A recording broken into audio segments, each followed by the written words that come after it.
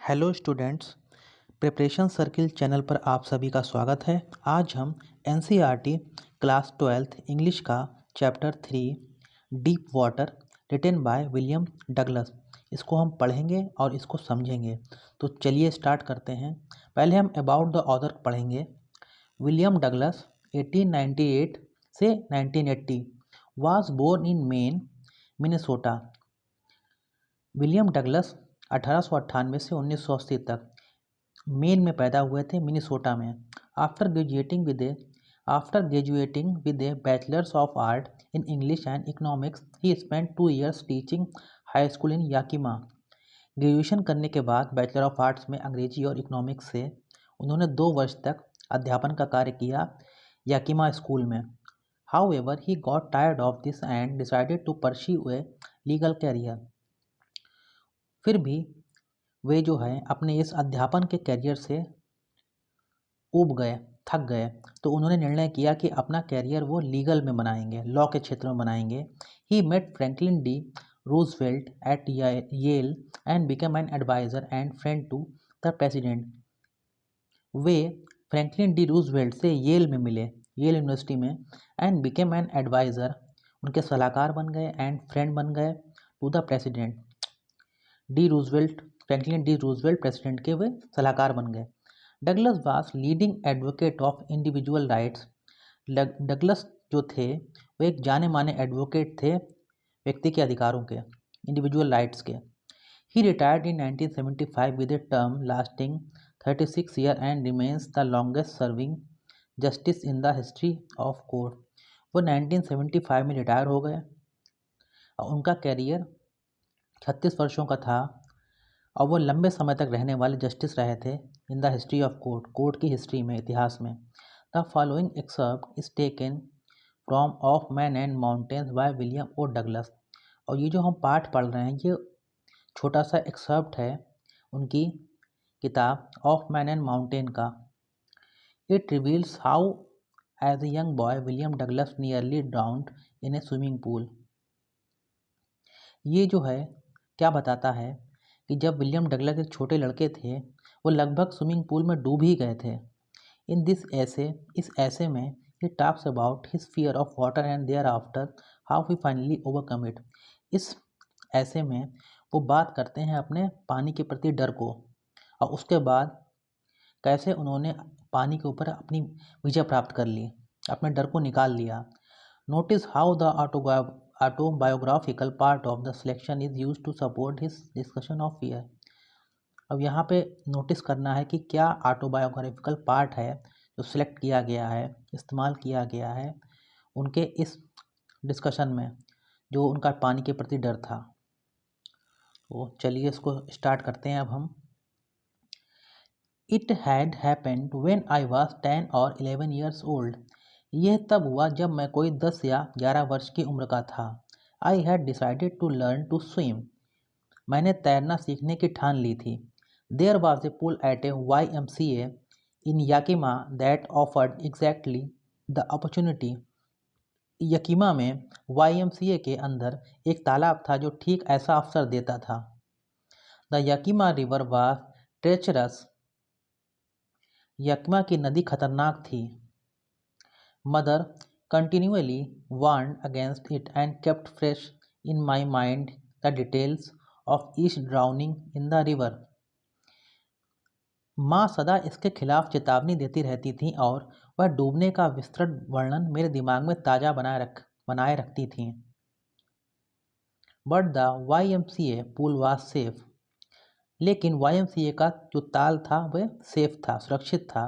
It was only 2 or 3 feet deep at the shallow end, and while it was 9 feet deep at the other, the drop was gradual। उथले किनारे पर तो केवल ये 2 या 3 foot ही गहरा था और यद्यपि दूसरे किनारे पर ये 9 फुट गहरा था। गहराई धीरे धीरे बढ़ती थी। I got a pair of water wings and went to the pool। मैंने जल परों का एक जोड़ा उठाया और ताल की ओर चल पड़ा। I hated to walk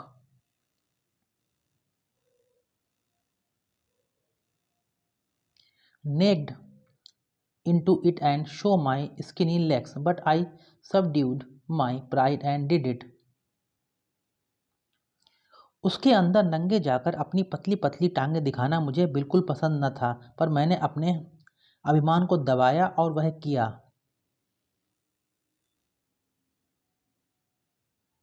From the beginning, however, I had an aversion to the water when I was in it.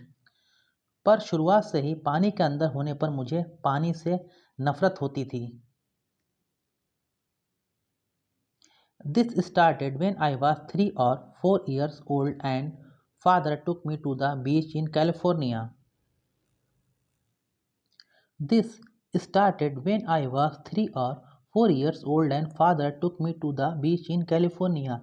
ये तब से शुरू हुआ जब मैं 3 या 4 साल का था और पिता मुझे कैलिफोर्निया के समुद्र तट पर ले गए थे। He and I stood together in the surf. वे और मैं टकराती लहरों के बीच खड़े थे। I hung onto him, yet the waves knocked me down and swept over me. मैं उन्हें पकड़े हुए था, फिर भी लहरों ने मुझे गिरा दिया और मेरे ऊपर से गुजर गईं। I was buried in water. My breath was gone. मैं पानी के अंदर दफन हो गया था, मेरी सांस रुक गई थी। I was frightened. मैं डरा हुआ था। Father laughed, but there was terror in my heart at the overpowering force of the waves.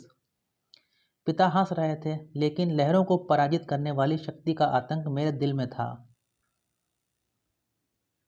My introduction to the YMCA swimming pool revived unpleasant memories and stirred childish fears. YMCA के swimming pool के परिचय ने दुखद यादों को पुनर्जीवित कर दिया और बचपन के डर को जगा दिया। But in a little while I gathered confidence. पर कुछ देर में ही मुझे आत्मविश्वास आ गया। I paddled with my new water wings, watching the other boys and trying to learn by aping them. अपने नए जलपरों को पहने मैंने हाथ पैर मारना शुरू किया और दूसरे लड़कों की नकल करके सीखने का प्रयास किया।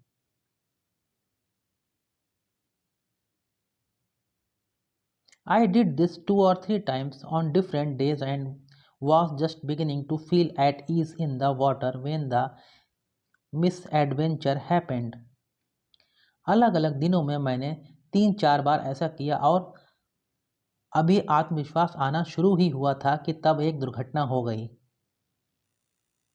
I went to the pool when no one else was there. मैं स्विमिंग पूल पर गया जब कोई और वहाँ नहीं था। The place was quiet. वह स्थान बिल्कुल शांत था, जल शांत था। The water was still and the tiled bottom was as white and clean as a bathtub. जल शांत था और टाइल लगा हुआ तल स्नान के टब की भांति सफ़ेद और साफ था। I was timid about going in alone, so I sat on the side of the pool to wait for others. अकेले अंदर प्रवेश करके मैं डर रहा था, अतः अन्य लोगों की प्रतीक्षा करते हुए मैं स्विमिंग पूल के एक तरफ बैठ गया। I had not been there long when in came a big brusher of a boy, probably 18 years old. मुझे अभी वहाँ अधिक देर नहीं हुई थी कि एक शक्तिशाली आदमी जैसा लड़का वहाँ आया। वह कोई 18 वर्ष का होगा। He had thick hair on his chest. He was a beautiful physical specimen with legs and arms that showed rippling muscle. He yelled, "Hi, Skinny, how would you like to be ducked?" मुझे अभी वहाँ अधिक देर नहीं हुई थी कि एक शक्तिशाली आदमी जैसा लड़का वहाँ आया।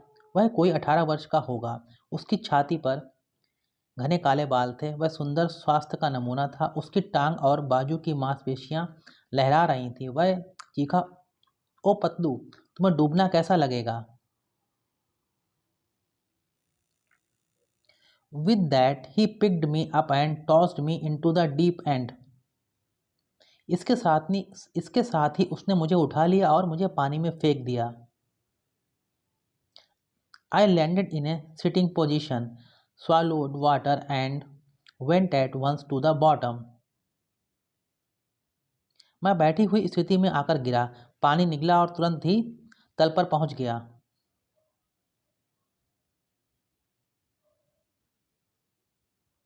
I was frightened, but not yet frightened out of my wits. मैं डर गया था, पर अभी इतना नहीं कि बेहोश मैं डर गया पर अभी इतना नहीं कि होश हवास खो दूं. मैं मतलब अपने होश में ही था. On the way down, I planned. When my feet hit the bottom, I would make a big jump, came to the surface, lie flat on it, and paddle to the edge of the pool. नीचे गिरते हुए मैंने योजना बनाई. जब मेरे पैर जमीन पर पड़ेंगे मैं बड़ी छलांग लगाऊंगा, सतह पर आ जाऊंगा और उस पर सीधा लेट जाऊंगा, फिर तैरकर ताल के किनारे पर पहुंच जाऊंगा, पूल के किनारे पर पहुंच जाऊंगा. It seemed a long way down. नीचे का रास्ता बड़ा लंबा लग रहा था.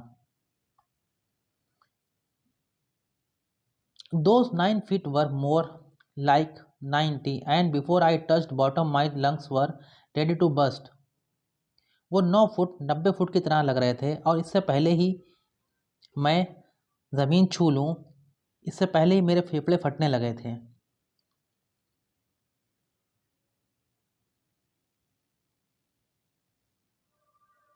But when my feet hit bottom, I summoned all my strength and made what I thought was a great spring upward.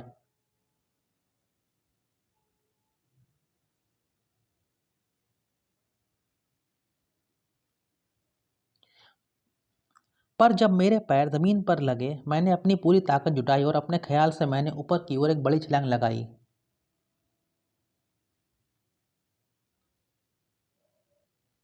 I imagined I would bob to the surface like a cork. मैंने सोचा कि मैं car की तरह उछलकर सतह पर आ जाऊंगा. Instead I came up slowly. इसके बजाय मैं धीरे धीरे ऊपर आया. I opened my eyes and saw nothing but water, water that had a dirty yellow tinge to it. मैंने आंखें खोली तो पानी के अलावा कुछ ना था, ऐसा पानी जो कुछ मैले पीले रंग का था. I grew panicky.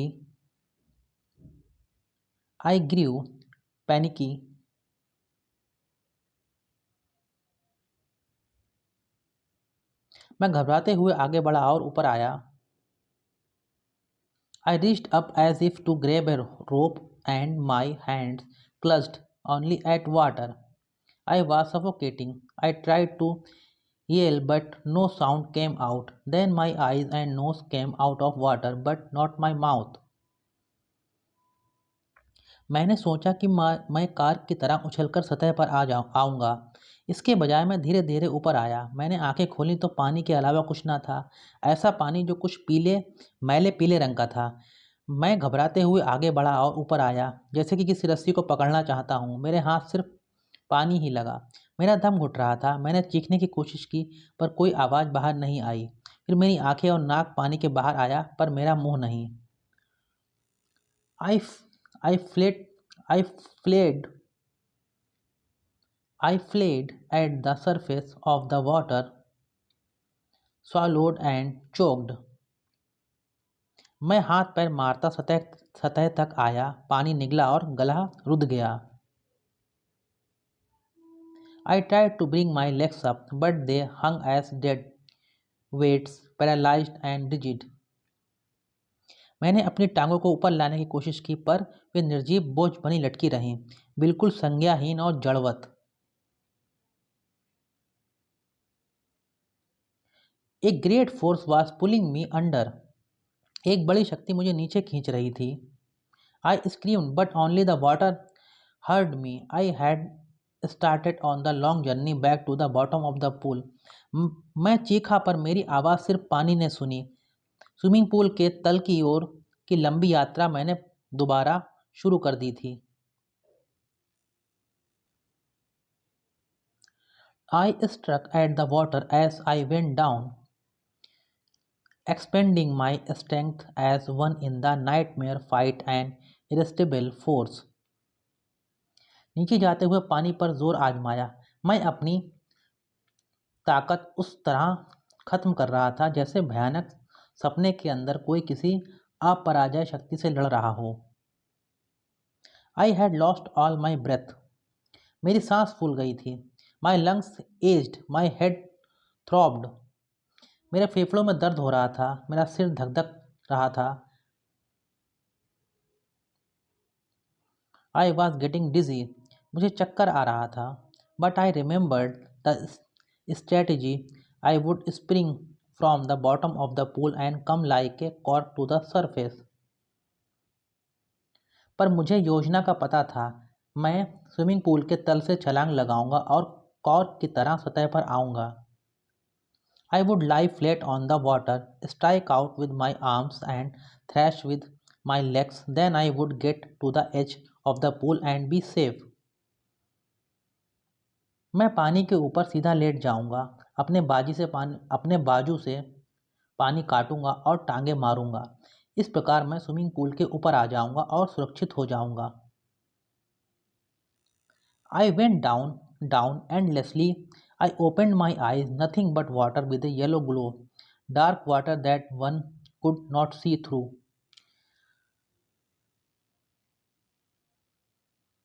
मैं नीचे नीचे अनंत रूप से चलता गया। मैंने अपनी आंखें खोली। पीले पानी की चमक के अलावा कुछ भी ना था। अंधेरा सा पानी जिसके आर पार कुछ ना नजर आता था। And then sheer, stark terror seized me, terror that knows no understanding, terror that knows no control, terror that no one can understand who has not experienced it. अंधेरा सा पानी जिसके आर पार कुछ न नजर आता था, और तब पूर्ण रूप से भय ने मुझे काबू कर लिया। वह भय जहाँ समझ काम नहीं करती, वह भय जो काबू के बाहर हो जाता है, वह भय जो वही जान सकता है जिसने उसे अनुभव किया हो। I was shrieking underwater. I was paralyzed underwater, stiff, rigid, and fear.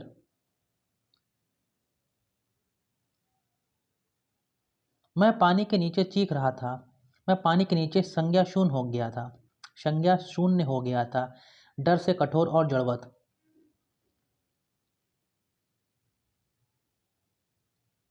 Even the screams in my throat were frozen. Only my heart and the pounding in my head said that I was still alive. मेरे गले से निकलने वाली चीखें भी जम गई थीं। केवल मेरा दिल और मेरे सिर की धड़कन कह रही थी कि मैं अभी भी जीवित हूँ, जिंदा हूँ। And then in the midst, midst of the terror came a touch of reason. और तब आतंक के बीच कुछ समझ की बात याद आई। I must remember to jump when I hit the bottom. जब मैं तल पर पहुंचूं तब मुझे छलांग लगाने की बात याद रहे। At last I felt the tiles under me. My toes reached out as if to grab them. I jumped with everything I had. अंततः मैंने अपने नीचे फर्श की टाइलों का एहसास किया, मानो उन्हें पकड़ने के लिए मेरे पांव आगे बढ़े। अपनी पूरी ताकत से मैं कूदा।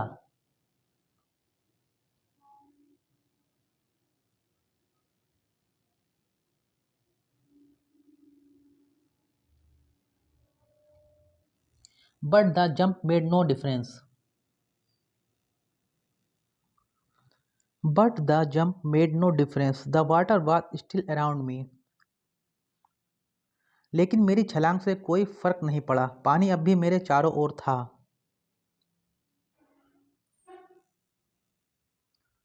I looked for ropes, ladders, water wings, nothing but water. मैंने रस्सियां, सीढ़ियां, जल परों को तलाशा, पानी और केवल पानी। A mass of yellow water held me. Stark terror took an even deeper hold on me, like a great charge of electricity. पीले पानी की एक बड़ी मात्रा ने मुझे घेर रखा था। शुद्ध भय ने एक बार फिर मुझे जकड़ लिया था, मानो बिजली का कोई बड़ा चार्ज हो। I shook and trembled with fright. My arms wouldn't move, my legs wouldn't move. I tried to call for help, to call for mother. Nothing happened. डर से मैं हिल और कांप रहा था। मेरे बाजू हिल नहीं रहे थे, मेरे हाथ जो हैं हिल नहीं रहे थे, मेरी टांगें नहीं हिल रही थी पा रही थी मेरी टांगें हिल नहीं पा रही थी। मैंने सहायता के लिए आवाज़ लगाने की कोशिश की, अपनी माँ को आवाज़ देनी चाहिए, पर कुछ नहीं हुआ। And then, strangely, there was light. I was coming out of the awful yellow water. At least my eyes were. My nose was almost out too. और तब विचित्र बात थी, प्रकाश हो गया। मैं डरावने पीले पानी से बाहर आ रहा था। कम से कम मेरी आंखें आ रही थीं।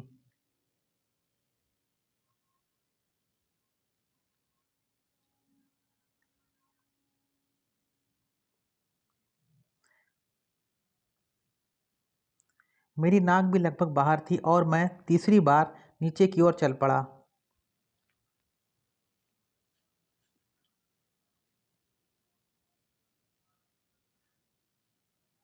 Then I started down a third time. I sucked for air and got water. The yellowish light was going out. कम से कम मेरी आंखें आ रही थीं, मेरी नाक भी लगभग बाहर थी। फिर मैं तीसरी बार नीचे की ओर चल पड़ा।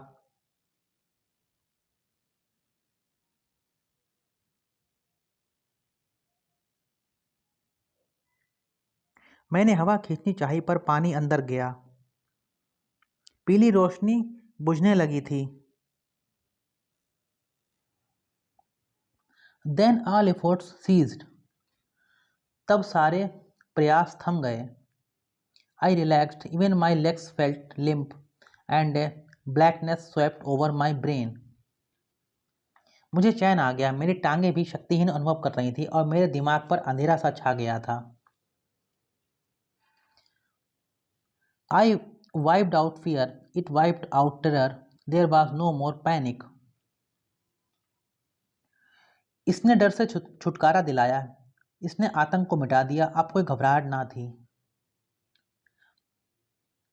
It was quiet and peaceful, nothing to be afraid of. This is nice, to be drowsy, to go to sleep, no need to jump, too tired to jump. It's nice to be carried gently, to float along in space, tender arms around me, tender arms like mother's. Now I must go to sleep.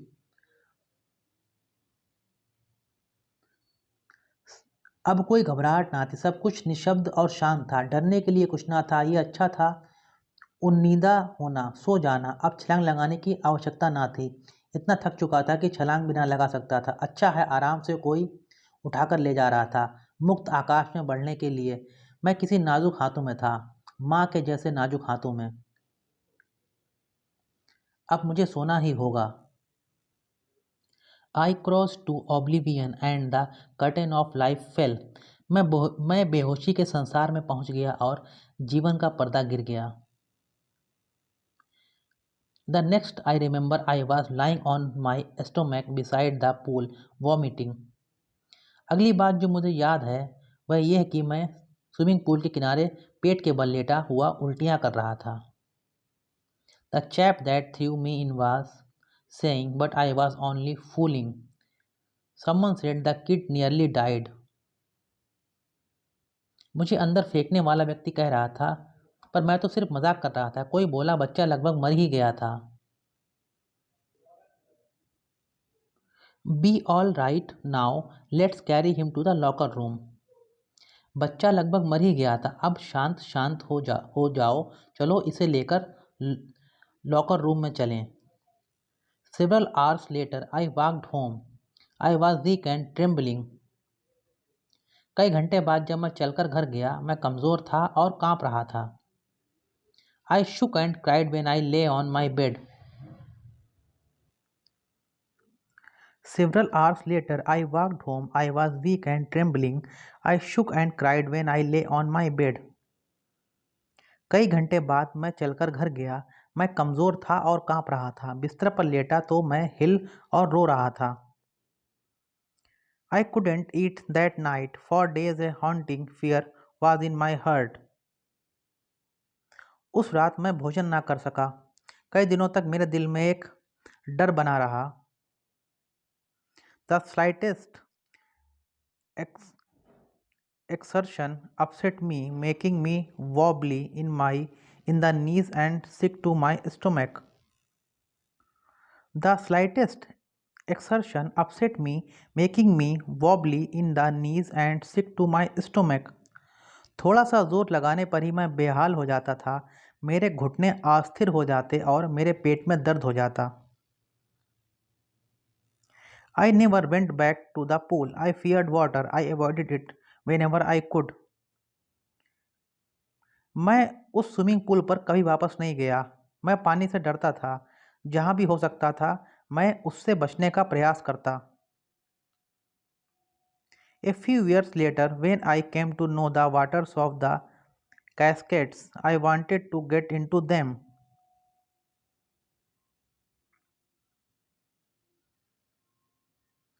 कुछ सालों बाद मैंने झरने के झरनों के पानी को देखा। कुछ सालों बाद मैंने झरनों के पानी को देखा। तब मैं उसमें जाना चाहता था और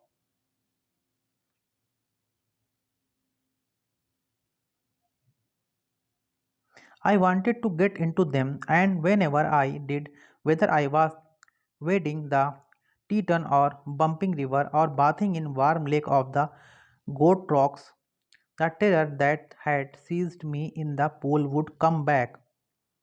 It would take possession of me completely. My legs would become paralyzed. Icy horror would grab my heart. कुछ सालों बाद मैंने झरनों के पानी को देखा। तब मैं उनमें उसमें जाना चाहता था और जब भी मैंने ऐसा किया, चाहे वह टीटन या बम्पिंग नदी को चलकर पार करना हो या गॉड रॉक सी गर्म झील में नहाना हो, वह आतंक जो ताल ने मुझे वशीभूत कर चुका था वापस मेरे पास लौट आता था।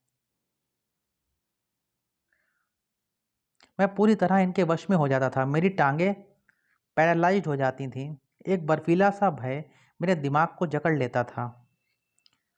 This handicap stayed with me as the years rolled by in canoes on main lakes, fishing for landlocked salmon, bass fishing in New Hampshire, trout fishing on the Deschutes and Metulus and Oregon, fishing for salmon on the Columbia at the Bumping Lake in the Cascades. Wherever I went, the haunting fear of the water followed me. It ruined my fishing trips, deprived me of the joy of canoeing, boating, and swimming. साल दर साल बीतते गए और यह असमर्थता मेरे अंदर बनी रही। मेन की झीलों में नौकाओं में बैठ ज़मीन से घिरी सैल्मन मछली को पकड़ना, न्यू हैम्पशायर में वेंस मछली का शिकार और ओरेगॉन के मेट्रोलियस डेस्ट्यूट्स में ट्राउट मछली को पकड़ना, कोलंबिया और बम्पिंग लेक के झरनों में सैल्मन को पकड़ना। जहाँ भी जाता, जल का आतंकित करने वाला डर, पानी का आतंकित करने वाला डर मेरा पीछा करता रहता। ये मेरे मछली पकड़ने के ट्रिप को तबाह कर देता, मुझे छोटी नाव बड़ी नाव चलाने और तैरने के आनंद से वंचित कर देता। I used every way I knew to overcome this fear, but it held me firmly in its grip. मैंने अपनी जानकारी में हर तरीका इस डर पर विजय पाने के लिए अपनाया, पर इसने मुझे कसकर पकड़े रखा। Finally, one October, I decided to get an instructor and learn to swim. अंततः 1 अक्टूबर महीने में मैंने तैरना सीखने के लिए एक शिक्षक नियुक्त करने का निर्णय किया। I went to a pool and practiced 5 days a week and an hour each day. मैंने एक स्विमिंग पूल पर जाकर सप्ताह में I went to a pool and practiced 5 days a week and hour each day.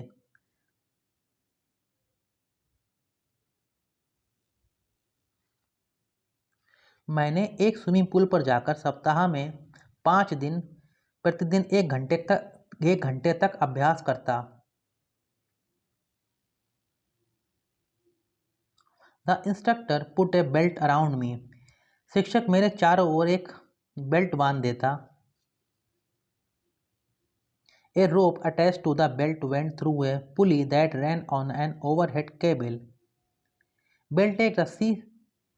Belt से एक रस्सी बंधी होती जो एक पुली से होकर जाती, जो सिर के ऊपर एक तार की रस्सी पर दौड़ती।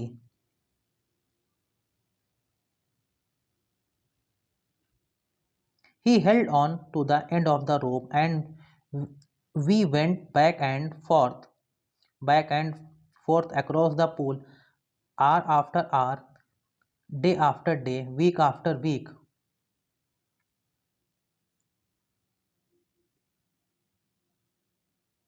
वह रस्सी के किनारे को पकड़े रहता और हम आगे पीछे जाते रहते। घंटे के बाद घंटा, दिन के बाद दिन, हफ्ते के बाद हफ्ता हम ताल में स्विमिंग पूल में एक तरफ से दूसरी तरफ आगे पीछे जाते रहते हैं। On each trip across the pool, a bit of the panic seized me.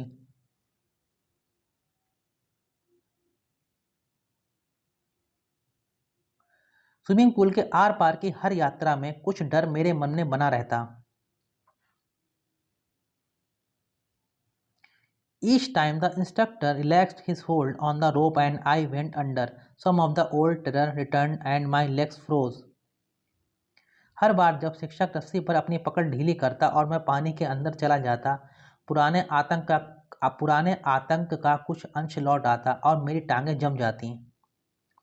It was 3 months before the tension began to slack. मेरा तनाव कम होने में 3 महीने लग गए। Then he taught me to put my face under water and exhale and to raise my nose and inhale. तब उसने मुझे पानी के अंदर मुंह डालकर सांस छोड़ना सिखाया और नाक उठाकर सांस लेना। I repeated the exercise hundreds of times. Bit by bit, I shed part of the panic that seized me when my head went under water. मेरा तनाव कम होने में 3 महीने लग गए। तब उसने मुझे पानी के अंदर मुंह डालकर सांस छोड़ना सिखाया और नाक उठाकर सांस लेना। मैंने ये व्यायाम सैकड़ों बार किया। मैंने ये एक्सरसाइज सैकड़ों बार की। धीरे धीरे करके उस घबराहट का एक भाग जाता रहा जो मुझे पानी के अंदर सिर डालने पर होती थी।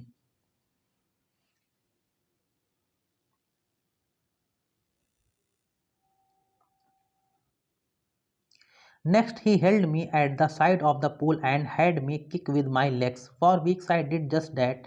At first my legs refused to work, but they gradually relaxed and finally I could command them. इसके बाद स्विमिंग पूल के किनारे पर वह मुझे पकड़े रहा और मैं पानी में टांगे मारता रहा। हफ्तों तक मैं यही करता रहा। पहल तो मेरी टांगों ने जवाब ही दे दिया, पर धीरे धीरे वे तनावहीन होने लगी और अंततः मैं उन्हें आज्ञा दे सका। Thus, piece by piece, he built a swimmer, and when he had perfected each piece, he put them together into an integrated whole. In April, he said, "Now you can swim, dive off and swim the length of the pool, crawl, stroke." इस प्रकार टुकड़े टुकड़े करके उसने एक तैराक बनाया और जब उसने हर टुकड़े को त्रुटिहीन कर लिया, उसने उन सबको जोड़कर एक पूर्ण वस्तु बना ली। अप्रैल ने वह बोला, अब तुम तैर सकते हो, गोता लगाओ और ताल की स्विमिंग पूल की पूरी लंबाई तैरकर पूरी कर लो। धीरे धीरे जाओ, चाहे तेजी से। I did. The instructor was finished. मैंने यह किया। शिक्षक का कार्य पूरा हो चुका था। But I was not finished. I still wondered if I would be terror-stricken when I was alone in the pool. शिक्षक का कार्य पूरा हो चुका था, पर मेरा कार्य पूरा ना हुआ था। मैं अब भी डरता था कि कहीं स्विमिंग पूल के अंदर अकेला होने पर मैं भयाक्रांत तो नहीं हो जाऊंगा, मतलब डर तो नहीं जाऊंगा। I tried it. I swam the length up and down. Tiny vestiges of the old terror would return. मैंने ऐसा करके देखा। मैं स्विमिंग पूल के किनारे से दूसरे और फिर वापस उसी किनारे पर तैर कर गया। पुराने आतंक के अवशेष लौटा करते थे। But now I could but now I could frown and say to that terror trying to scare me, well, here's to you. Look, and off I would go for another length of the pool. पर मैं अब गुस्से से होकर उस डर से कह सकता था, अच्छा तू मुझे डराना चाहता है, ठीक है, ये तुम्हारे नाम पर है, देख, और मैं दोबारा स्विमिंग पूल की लंबाई को एक बार और पार कर देता। This went on until July, but I was still not satisfied. I was not sure that all the terror had left. जुलाई तक यही चलता रहा, पर मैं अभी तक संतुष्ट नहीं हुआ। मुझे विश्वास नहीं था कि सारा भय समाप्त हो गया है। So I went to Lake Wentworth in New Hampshire, dived off a dock at Triggs Island, and swam 2 miles across the lake to Stamp Island. अंत में न्यू हैम्पशायर की लेक अंत में न्यू हैम्पशायर के लेक वेंटवर्थ गया, trucks island में dock से कूदा और 2 मील झील में तैरकर स्टैम्प एक्ट आइलैंड पहुंचा।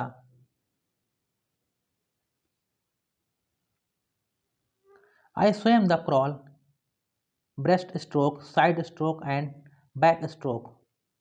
मैंने crawl, breast stroke, side stroke और बैक स्ट्रोक को तैरने में प्रयोग किया। Only once did the terror return when I was in the middle of the lake. I put my face under and saw nothing but bottomless water. केवल एक बार आतंक लौटा जब मैं झील के बीच में था। तब मैंने पानी में सिर डाला और मुझे अतल जल के अतिरिक्त कुछ न दिखा।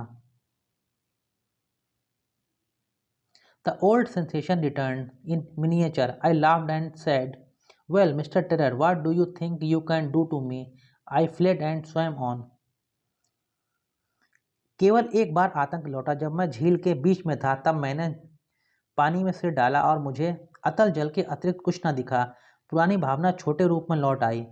मैं हंसा और बोला, अच्छा आतंक साहब, आपके ख्याल से आप मेरा क्या बिगाड़ सकते हैं। वह भाग गया और मैं तैरता हुआ आगे चला गया।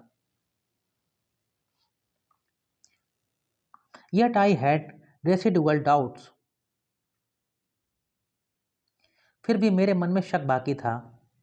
At my first opportunity, I hurried west, went up the Teton to Conrad Meadows, up the Conrad Creek trail to Mead Glacier, and camped in the high meadow by the side of Warm Lake.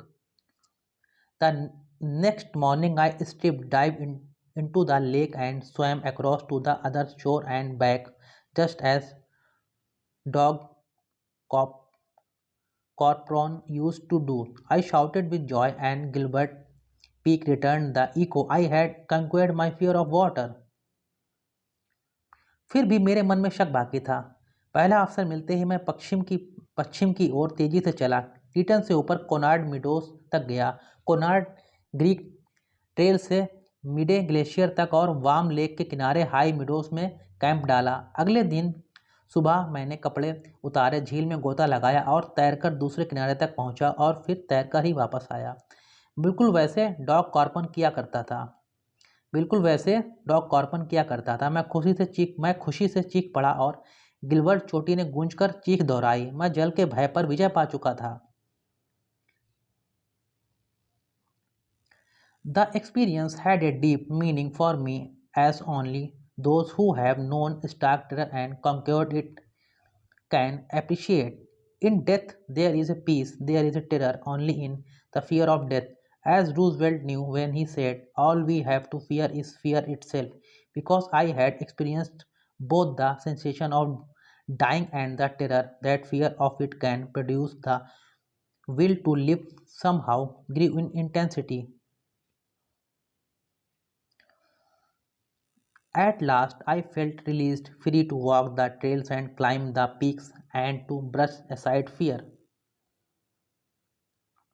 इस अनुभव का मेरे लिए गहरा अर्थ था, जिसे सिर्फ वे लोग ही समझ सकते हैं जिन्होंने शुद्ध भय को जाना है और इस पर विजय पाई है। मृत्यु में एक शांति होती है। आतंक तो केवल मृत्यु के भय में होता है, जैसे कि रूजवेल्ट जानता था जब उसने कहा, हम जिस वस्तु से डरना है वह डर ही है। हमें जिस वस्तु से डरना है वह डर ही है, क्योंकि मैंने मरने का और मरने के भय के कारण पैदा होने वाला आतंक दोनों का ही अनुभव किया था। जीवित रहने की इच्छा कुछ अधिक ही तेज हो गई थी। अंततः मुझे भय से मुक्ति का अनुभव हुआ। मैं आज़ाद था, पगडंडियों पर चलने के लिए और पहाड़ की चोटियों पर चढ़ने के लिए तथा भय को एक तरफ छोड़ देने के लिए। तो स्टूडेंट, इसी के साथ ये चैप्टर यहाँ पे ख़त्म होता है। जैसा कि आपने देखा किस प्रकार से लेखक ने अपने डर के ऊपर, जो पानी के प्रति उनके मन में डर था, कैसे उन्होंने उस पर विजय प्राप्त की। तो अगर आपको ये अच्छा लगा हो हमारा वीडियो, तो आप हमारे चैनल को सब्सक्राइब जरूर कीजिएगा, वीडियो को लाइक कीजिएगा, शेयर कीजिएगा, और आपका अगर कोई प्रॉब्लम हो, कोई कमेंट हो, तो आप वो भी कीजिए, हम उसका भी जवाब देंगे। और आगे भी बचे हुए चैप्टर्स को हम धीरे धीरे कंप्लीट करेंगे। हमारा वीडियो देखने के लिए आप सभी का बहुत